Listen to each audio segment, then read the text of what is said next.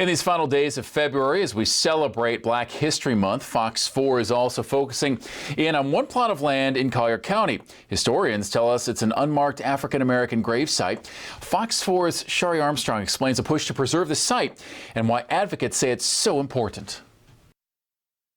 Like so many other local intersections,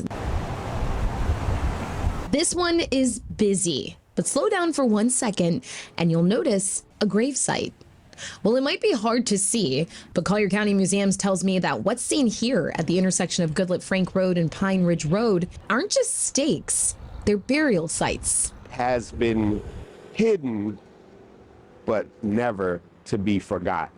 That's Vincent Keys. He's the president of the Collier County NAACP, and he tells me below each one lies a coffin, 8 of them, and one believed to possibly belong to a child. That have just somehow been overlooked. So how does that happen? Amanda Townsend's the director for Collier County Museums, and she tells me while you might see buildings and traffic here now, the Rosemary Cemetery opened here in 1930. But it was a segregated cemetery. It extended to what we know as Goodlett Frank and eventually divided up into different plots. B, W, and N.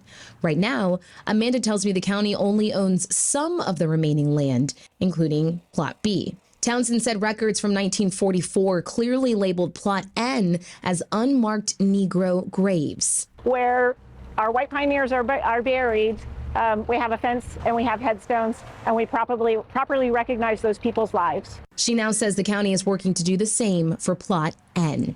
Unmarked, or what some call forgotten African American grave sites, can be found across the country. The nonprofit Black Cemetery Network tracks them, including 18 in Florida.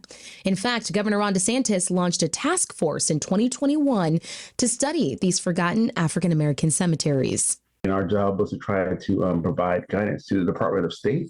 Jaha Cummings, a council member from Punta Gorda, served on that team. He says the ties to the cemeteries are historical, a history often rooted in oral storytelling in African American culture. I mean, like, there's actually an African saying that says that, when an elder dies, that a library burns down.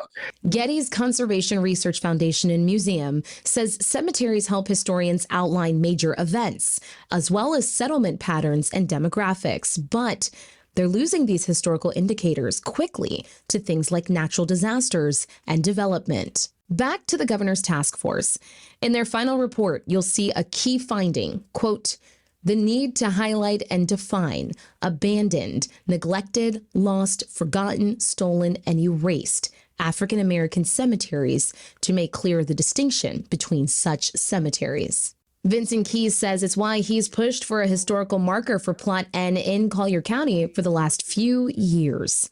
The county tells me the holdup included finding the owner of the plot. Because they're so small and because the property owners of record are deceased, we've had to work through a lot of ideas on how to properly convey the property, and we're closer than ever. There are a lot of people who watch something like this and say, you got to let it go and move on. Sure. What do you say to those people? Well, there are a lot of people that want us to let it go and move on, but we cannot be erased out of the history books, and we have to tell our kids the story. In Collier County, Shari Armstrong, Fox 4.